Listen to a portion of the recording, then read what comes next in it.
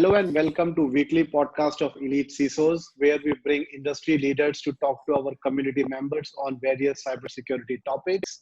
And today we have Mr. Saurabh Gugnani, who is head IT and security at PeopleStrong. And today we'll deep dive into something called as DevSecOps. That's what today's topic is. And Saurabh has got extensive experience around this. So welcome, Saurabh. Let's start with your introduction. Sure. Thanks for the opportunity, Vikas. Really privileged. So yes, I have been first of all I'll talk about Elite CISOs. I have been part of this privileged group from last 2 years. It was a great startup when I worked with Vikas and asked for this opportunity to get part of this group. It's really been helpful for me in journey in learning and all. And if I talk about myself, I have been in industry for nearly around 15 plus years. I started from from technical background of engineering and moved into the world of electronics and communication. But sooner after as everything happened with an engineer, I was not able to get in the field of electronics. Right. So started as a support engineer because I was not from the development background. So from there itself, I went to the support environment and built upon that, and moved from organizations like Hewitt, McKinsey, IBM, Encore, and then with PayU. And presently I'm heading IT and security with PeopleStrong. And yes, I started as a data center engineer first, and now I'm back core to my home, which is security, from where I started. And wonderful. This field of DevSecOps is the kind of one which includes me a lot, which encompasses both the world of IT and security. Yeah, great, Saurabh. Great introduction. So before we do a deep dive into DevSecOps, let's talk about what DevSecOps is all about, because it's a new buzzword, been there from past few years now. Right. But our podcast, many students also watch, right? It goes into a SWAYAM portal. So let's start with the basics. What do you understand with DevSecOps? I mean, what is it? Okay. So, because before going to DevSecOps, I would talk about, how it transitioned from DevOps. So that can, build a like a structure, and people can understand the basics, why it got, introduced and what's the basics around it.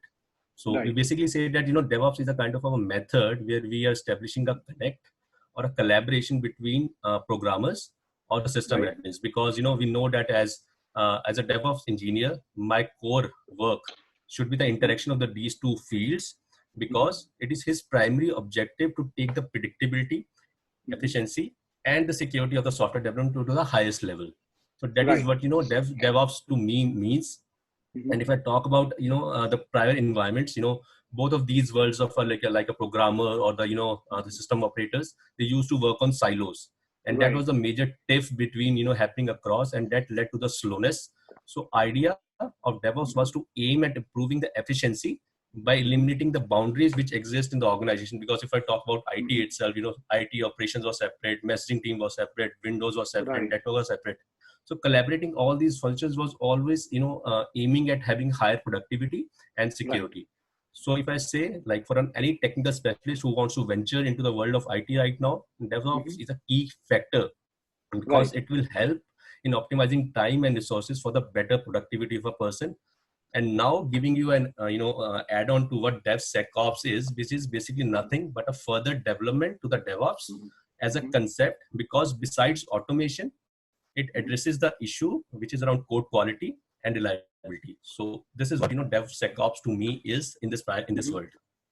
Right, makes sense. So what you're saying is, so there are no silos. We are going to break silos with this concept, yes. And the operations team, the security team, the IT administrators, the development team, the R&D team, they are working as one team, right? That's how Correct. It is. Yes. Okay, great. And what is the benefit of it? I mean, we did touch upon the speed and all, but apart from all the people coming together, working as one team, what organizational benefits are there if we embrace DevSecOps, let's say? Okay. So if I talk about DevOps again, the three buckets or the three things over there is, continuous integration, which is basically around coding, building, integrations, and testing. If I talk about continuous delivery, which is basically around continuous integration, but mainly focused on the product delivery. And third is the continuous deployment, which aims at automating every delivery. So main concept of DevOps is to automate things. But if I add security to it, the benefit of, which I get from DevOps SecOps is, that it is a philosophy where I can integrate security into a DevOps world. And because of that, it is crucial to me because, they will be able to resolve the conflicts first, because this role is not around more technical and stuff like that, but he has to understand the things as well. But idea is to resolve conflicts and conduct productive negotiations and play a crucial role in creating a security application, because he has to, understand Jenkins and all, but he has to work with the development team, he has to work with the cloud operations teams. And the benefit which I see in a layman language, that, from the very start of the software development lifecycle, DevOps works to make an application secure by introducing a variety of security techniques. That's it. And great, Saurabh. So let's talk about what are the benefits of DevSecOps, because we have talked about, okay, we are integrating multiple teams and we are bringing the IT team, the security team, and the R&D guys together as one team. Now, what is the benefit for the organization with this entire DevSecOps concept? Let's start with that. Okay, sure. So as I mentioned, DevSecOps includes, CI/CD, which is basically around continuous integration, continuous development, and continuous delivery. So all of these continuous integration, development, delivery basically helps me automation of my work to achieve, speed, which is required in this kind of environment, because most of the organizations are turning agile and they have to, do their, deliveries on a fast pace. And that is the basic concept around DevOps, how you can have your product teams work on a fast pace and on a continuous delivery. But, if I talk about DevSecOps, it can also be called as a culture of its own. It is basically a philosophy of integrating security into a DevOps world. So that's a basic ideology around it. The teams work on the crucial aspects of a environment of a production.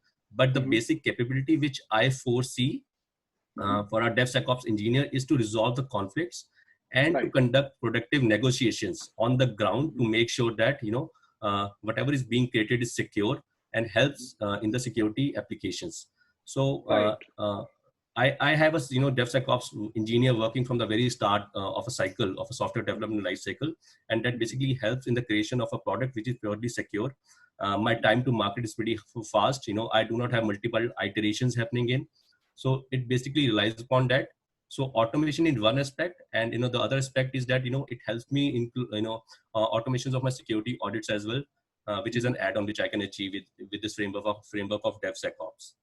Right, makes sense.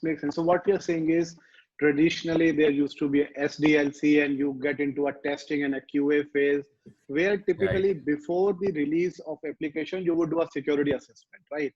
And now with DevSecOps, what we are saying is we are shifting left as early in the pipeline of DevSecOps or a development environment, development lifecycle as possible, right? So that you can find the bugs early enough in the entire system, right? That's what the entire concept is about. Correct. Great. So so we have talked about benefit, right? It is, as you said, it's a cultural change. Now, with any cultural change, you will see the challenges coming in, right? So with the DevSecOps kind of environment, what challenges do you see in your practical experience? What have you seen in the industry, in your organization? Let's talk about that. Okay. So, as you mentioned, Vikas, that it is, kind of like a framework which every organization has to adopt. And if I talk about this, so, to stimulate this kind of adoption of DevSecOps in my world, I studied, how can I do it? So I basically call it as 6 fundamental pillars, which has to be there. So one is called as collective responsibility. Security is not, something which is ephemeral, which is not, short-lived. It has to be there, So whose processes and contributions cannot be measured. You cannot say that, we cannot measure the success of a security. So each person, I believe in the organization, has their own security responsibility and must be aware of the contribution to the organization's security. So which we call as a first line of defense. They have to understand it. So culture has to be changed, that it is not only the IT security team which has to do, everything, or the DevSecOps team who has to look around it. It is also the responsibility of the developers, the coders, the testers, and the QA person to be there. Second, I would say is collaboration and integrity, because security can be achieved only via collaboration and not confrontation, as I mentioned in the initial question, that it has to be a collaboration. And if I confront that it is not my issue, it is yours issue, you look into it and stuff like that, that will delay my, code, that will delay my time to market. So Right. collaboration, getting on the call, getting into a Zoom video or a Teams meeting, fixing the code, that's how it should be done. Third, I would say it's a pragmatic implementation, because we have to have a framework which I term is as a digital security and privacy model, and depending upon that, I have to ensure that my application is safe, the privacy is being maintained, and there is a trust in the digital society. And Right. organizations, if are adopting that particular approach, that is going to help them out in a long way. Fourth, I will say is bridging the divide between the compliance and the development, because compliance is just like everybody hates. They say like they will Right. come and do some findings, and that will push their work back. But idea is that initially, if they will push their code back, or find some findings, that will help them at that point in time. But that iterations will not happen once my code is being done, but my product is being ready. So the work which I'm going to do afterwards is much higher than the work which I'm going to do right now. So Right. that is the fourth one which I see is of topmost priority. Next is around automation, as I discussed earlier in the previous questions, that everything has to be automated for the betterment of improving the thoroughness, timelines, and frequency in terms of testing. So whatever processes that can be automated has to be automated, and if something which cannot be, it has to be looked from the perspective of elimination, because that is not adding value to Right. your work over here. Right. And the last is around measurement and monitoring. So basically, if you're developing a product, you have to look into the uh, complete monitoring and analysis, and that has to be done post delivery as well, in a controlled manner, so that you can have a clear insight of the success of your DevSecOps environment. So these are the six Right. fundamental pillars which I foresee are a must for an organization to adopt. I built upon that. I faced lots of challenges when I started over here. People did not understand that this is going to add uh, delay to their work. Product teams were against it, so worked out with the Right. PG heads, Right. the CTOs and all. And that's pretty how close now. So every month we are coming up with a release. My release cycles are pretty good. There are no defects around it. My time to market for a product is very high, because we Wonderful. are a single source code. So this really Right. helping us a lot. Amazing. Amazing insight, Saurabh. So it's a cultural change, right? And you talked about the Yes. 6 fundamental building blocks in terms of embracing DevSecOps. But Yes. talking about the key success factors, right? How do you, so anybody can adopt DevSecOps, right? Okay, today we are starting new journey, we are taking DevSecOps and all. But how do you identify, or how do you measure that your initiatives are successful? So are there any key success metrics of KRA, KPI that you Yes. follow for your DevSecOps environment? Well, let's Yes. talk about Yes. those. Sure, Vikas. So, I just want to quote one thing which I read way back. So back in 2012, if I say, there was a report from Gartner. Over there, they've said that security has to be imperative in your world of DevOps, because that's you used to call it as cloud ops, or we call it as a development. So security has to be imperative in the world of development. Right. So 8 years or 9 years down the line, we say, there are around 60 or 70 billion Docker images right now. So, Wow. now it is a full blown imperative. Nobody can deny that fact, which was Right. there in 2012, right? True. So, yeah. So I would say that, DevOps leaders also needs to adapt that reality. That DevOps is all about speed, agility, and automation, while the SecOps, is about adoption and realigning of the security for today's modern technologies. So if Right. we embrace these concepts, we are at good, and that will also help me with the left, shift model, which you just talked about, because that will reduce friction between security and the DevOps, and primarily if you talk about all IT ops as well. Right. Right. So the kind of KPIs which I follow is again, is 6 for me. So I have a complete Wonderful. structured way of organizing. Very nice. So first will be reduction in the security related incidents. So, one of the main goals which I believe of DevSecOps is to minimize the number of tickets open to the development teams to security related issues. And this KPI also always align me in, looking into the further focus on. Second, which I say is, reduction in the security related time delays. So if I term it as in layman language, that, whatever time I'm taking to build my development or to build my builds, which are going into my CI/CD pipelines, how much time I'm building upon that and how much is the reduction I'm getting over there. So automation is really helping me out, and reduction in the security related issues which is causing caused during the build time delays. Makes sense. Third is reduction in the security failed builds, which is basically if I say that the way to achieve this is to eliminate or drag created by measuring the number of builds that were completed because they failed at the security test. Because if I'm failing a build in the security test itself, then I know that it is not gonna go to my production, and chances of my deployment failing over there are pretty less. So this is the third one which I follow. Fourth one, as discussed earlier, is reduction in the hours spent resolving security issues. So if my build is pretty secure, if my development is pretty secure, it is SecOps is part of the SDLC. All of my things are secure. There are no vulnerabilities. There are no nothing new things which are coming to me. My time to solve those things is pretty less, and I can use that time of my DevOps people or my developers developing enhanced code, which is adding again a value to the work. Right. And the last I would say is the compliance KPIs, which is from a security perspective very much important to me. So if I talk about in compliance KPIs, first will be what's my time to compliance, the period it takes to achieve compliance for a new application, how much percentage of audits have been passed. It has to be 100% for me. Number of corrective measures that needs to be taken, which has to be 0.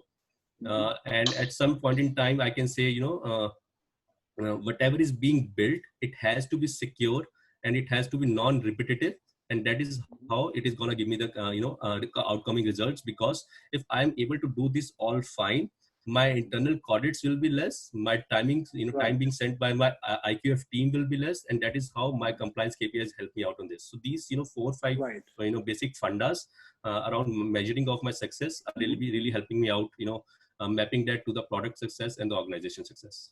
Right. Wonderful. So, from a tooling perspective, right? The tools that development team use, traditionally they've been using, various products for development of the product, right? For the environment and all. So the tools being used by IT are different, tools used by security are different, and tools used by development teams are totally different, right? Now, when we talk about combining all these 3 teams together, is there a change in their tooling and techniques as well? Do we have to buy something separate altogether? Do we have to build a different environment, or do we have to use different security tools? How does it work? Okay, so as we discussed with Vikas, practically the transition from DevOps to DevSecOps, requires understanding the particular techniques as we discussed, and ensuring that the teams are ready to adapt that terminologies. Because similarly, if I talk about a security person, he has to understand more on the DevOps side, and similarly a DevOps person who is more technical, or a developer, has to understand on the world of security. So if I frame it out, I'll not be talking specifically around a tool to preach that this is the best tool around that, but I will talk about the frameworks which has to be there.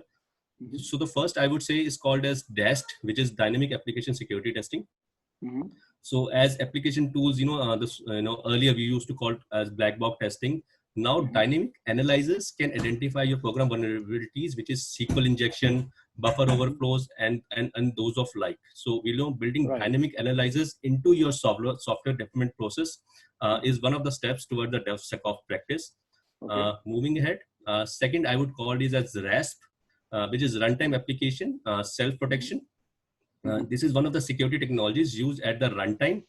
RASP basically analyzes your application's behavior, and thus you can implement the security analysis post that. Right. So RASP, you mean sorry, for the RASP, yeah, please. Is it while application is in the production, it is running, that's when it comes in picture? How is it? No. So you can test it out, during the test phases as well. So that's what I'm saying. I don't have to go to the production till the time I fix it up. So during my development phase, when I'm doing my, called as a CTT environment, which I call it as customer testing teams are working on it. So we can use RASP to analyze the application behavior. So how it is behaving right now, and similar is gonna be the projection when the application runs in my production. Right. Makes sense. Right. Makes sense. Yeah. Yeah. Sure. The next I would say is called as IAST, which is interactive application security testing. So the IAST approach analyzes the application from the inside at runtime and keeps track at the code execution. So it is on top of what we discussed in RAS in memory. So because it actually looks into the memory and look for the specific events that can lead to a vulnerability on a later end. So it is not that it is not only around application performance, but it looks from the memory perspective, like that memory leak can be there or something like that, or it can cause a vulnerability later on in my application. So these events are further analyzed, and we can pick it up and do around testing around it, and see that what's going to cause a vulnerability to me, and I can fix it up. Moving ahead is called as SAST, which is basically used to check the code without actually executing it. So it basically helps me with the potential vulnerabilities in the source code itself. So I can review my source code itself and check it up. So thus preventing multiple zero-day vulnerabilities which are happening across. So we know about the CV, which is kind of a known base, like a known database to us, where the vulnerabilities can be, but it helps us with the common weakness enumeration, which is CWE, which is one of the most sought out feature for the popular classifications of warnings by the SAS tools. So these are the 4-5 things. And the last I would say is SCA. SCA can identify your vulnerabilities in the open source. So we know that in the DevOps world we use many of the open source environments as well, because everything cannot be hired as a or brought as a software which is licensed. So we use many kind of open source components, and SCA helps me out with the open source, analyzes my application to see if they include any components, and that can further lead to open vulnerability. So these are the 4, 5, 6 things which I follow, and accordingly we choose the best fitment of the tools falling into these categories, because every tool has ups and downs, but these 6 terminologies remains the same: SAST, RASP, IAST, SCA, and so if I follow these 5, 6 things and ensure my tools are aligned to these frameworks, I'm pretty good for the security of my application. Makes sense. So again, do we have to buy commercial software for these, like REST, SAST, or are there any open source tools also available which people can use who are just starting with DevOps? They can play with the tool, understand how it works, and then go for commercial. Are there such tools available? So if the tools are there for sure, but yes, I always go for the commercial one to the best fitment, because I understand compliances and I don't want to get up any kind of regulations with kind of problems, because I have dealt with couple of these. So yeah, to a certain extent, if I want to do some open source, I might use it in my development environment first. But if I want to have a tool kind of like a WAF or kind of a cloud security or stuff like that, which has to be in my production, it has to be licensed one. It should not be an open source one getting into my production and causing some issues to my organization's credibility that I'm using an open source environment over there. Makes sense. Great, Saurabh, great insights. I mean, DevSecOps is such a topic that we can talk entire day. But since these are podcasts and we want to kind of keep it short, just 20-25 minutes. So I think that's about it. I think we have sufficient details, and if anybody wants further insights, they can watch the podcast and then do a deep dive, Google around the specific topic that they want to learn, and they can reach out to you, right? They can search you on LinkedIn and connect with you. So great. Thanks a lot. Podcast will again go on YouTube channel. People might reach out to you as they always do. So thanks, Saurabh. Great talking to you. Bye for now. Thank you, Vikas. Thank you. Thanks for the invite. Thank you. Really appreciate that.